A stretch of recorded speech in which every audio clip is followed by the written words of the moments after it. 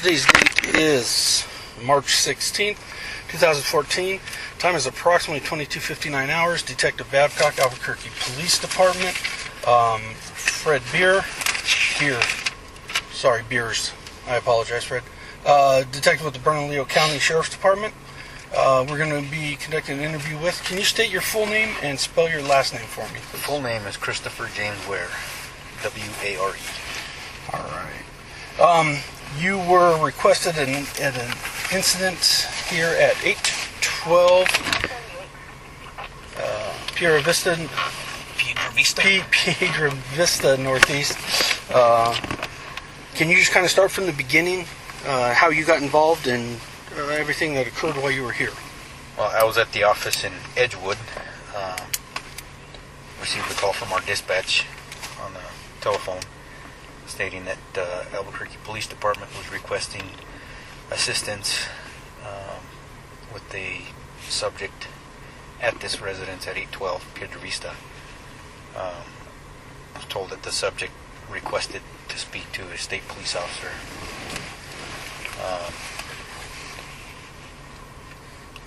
I don't believe I had any other information other than that.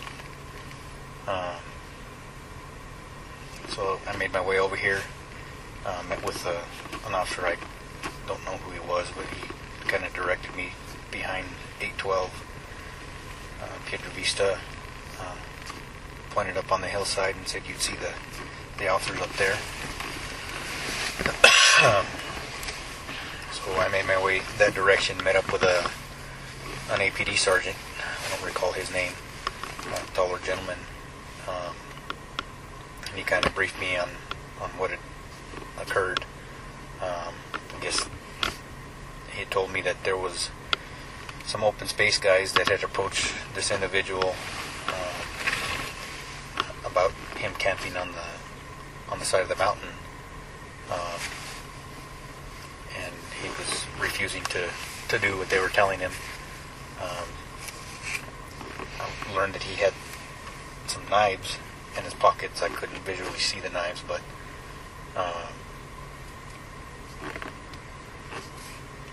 he talked to me for a second. You already recording? Yes. Okay, I'll just give you that information. Okay, thank you. Actually, call me right now. Sorry.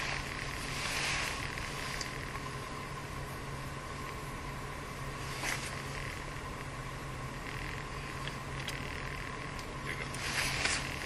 Thanks, man. So I arrived on scene, met with a sergeant. Officer Bengtson had already arrived here before I had. He was kind of just standing there, and the individual up on the hillside, he was above us. He was talking back and forth with the officers that were standing there, and really not making any sense, saying he was DOD Special Forces and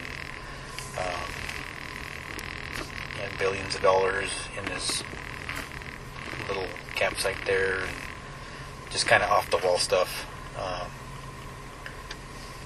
So I talked with the sergeant. The sergeant briefed me on that, on what he had known. So I went up to try and engage with him and ask him what was going on, to see if he would come talk to us, and if he would just put the knives down on the rock and then walk down and talk to us. And he started saying, well, you don't give me orders, and I work for DOE, I'm a trained killer, contract, this, and just not making any sense. Became agitated. I went down the hill, met with a sergeant again, and kind of just waited for K-9 to get there. And, at that time, it didn't appear that he was going to comply with any type of orders. So after that,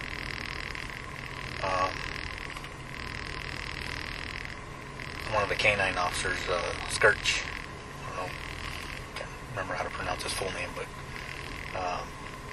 he went up with a couple of guys, a couple of the rope guys, and they started trying to talk to him, and it just went back and forth. The guy just did not want to cooperate and did not want to take the knives out of his pockets to put them on the rock and come talk to us. He was offered hotel room for a week if he'd come down and talk to us.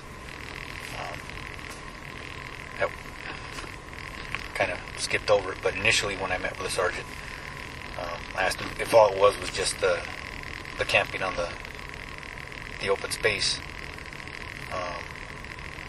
One solution I kind of told him was maybe we can just tell him to pack his stuff up and go into the forest, because it's legal for him to camp in the forest, just not open space.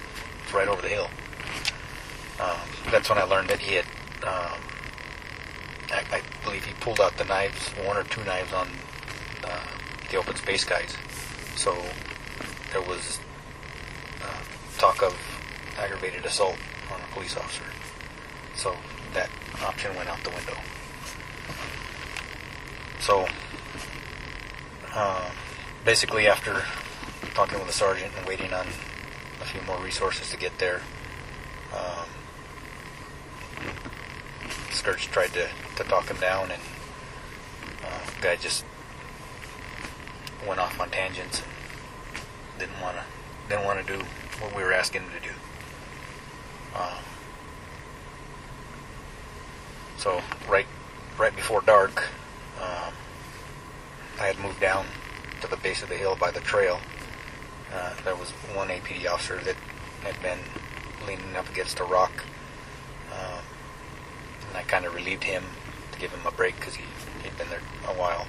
So I started looking through his rifle to see what the guy was doing, and I heard a flashbang go off, and I saw the flashbang go off right in between the officers and the subject. I saw the dog run up to the subject. I saw the dog. It looked like the dog bit him on the hand, and then the dog went back to the handler. Then I lost sight of the subject, and I heard shots fired. I don't know exactly what the shots were, but I heard several. During that whole time, I was probably about 50 yards downhill, 60 yards downhill.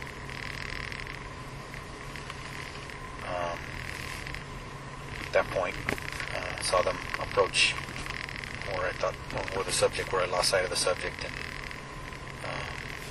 started walking up the hill trying to get one of the APD guys to get rescue to come up. That was pretty much it. I didn't get any closer to the incident or the scene. Okay. Do you know about what time you were requested by your dispatch? It was somewhere around 5:20 or 5:30. Okay. In that ballpark.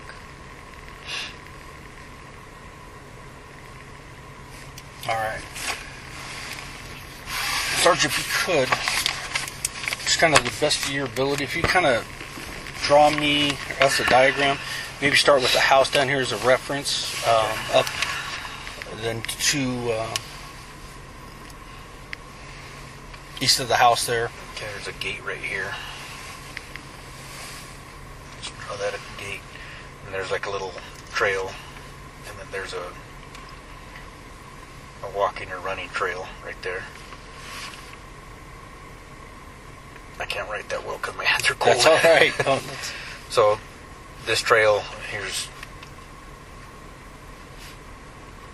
north is that way. Okay. So here's the trail at the base of the hill, and then I don't know if you want to call them trails, but there's a rock outcropping with some really big rocks where the subject was kind of hanging out in.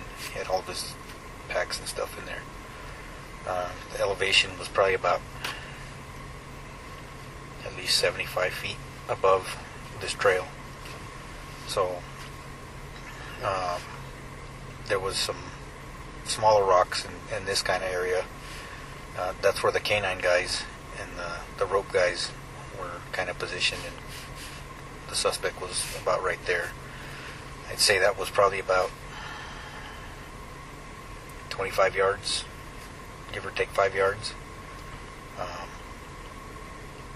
And then there was a big rock down here, and that's where I was positioned. So at one point when I first showed up here, I was up in this area addressing the subject. He got a little irate and started to threaten me, and because I asked him to put his knives on the ground and come talk to us, and he didn't like that very much. So I just came back here and just left it alone. So after 45 minutes to an hour is when everybody started making their plans, and the plan was to approach him before it got dark, because it's harder to work at night, and couldn't let it go past darkness. He had to be taken into custody before then, because he's on high ground. Darkness just doesn't make sense. So basically, I watched from down here as the events unfolded. I think I already explained those events, but there was the 2 rope guys and the canine guy here. There was a high ground guy up here overlooking there, and at one point there was another, I think he was probably about 75 to 100 yards, and there was another couple of guys about 75 to 100 yards up in here. There was also a trail that came around. It looked like a trail that went up, and then there was 1 or 2 SWAT guys and Mitch Bankston in this area. They couldn't see anything, from what I understand, because I walked around back here to see what they could see, and there's just too much rocks.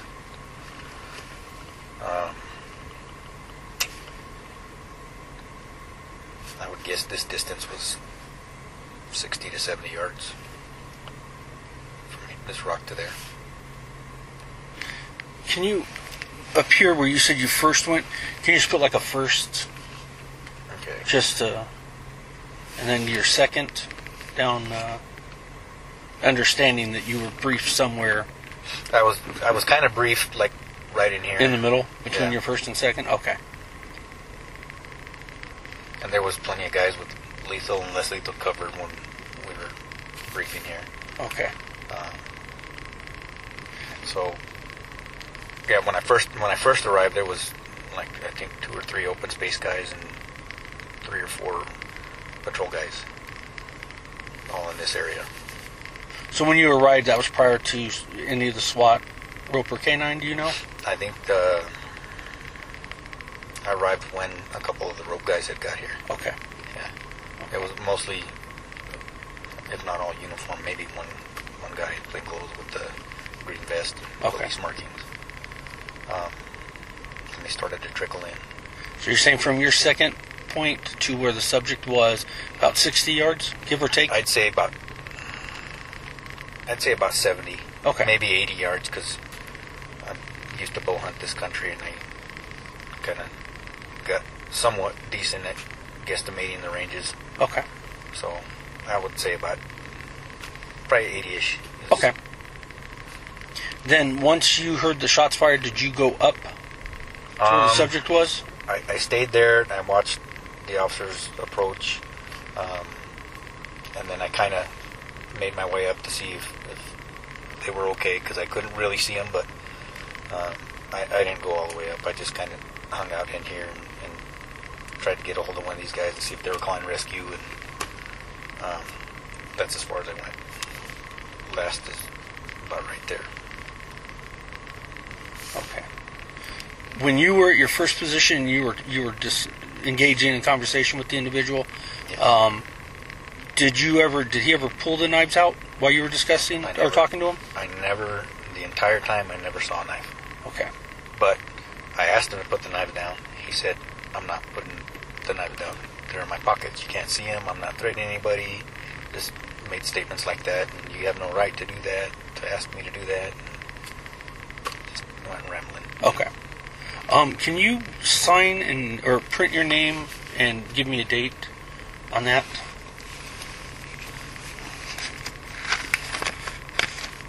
What's today? 16th? Still the 16th, yes.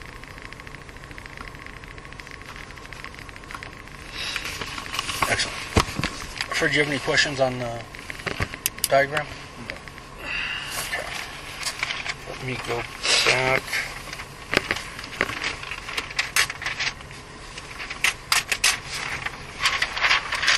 Look really quick.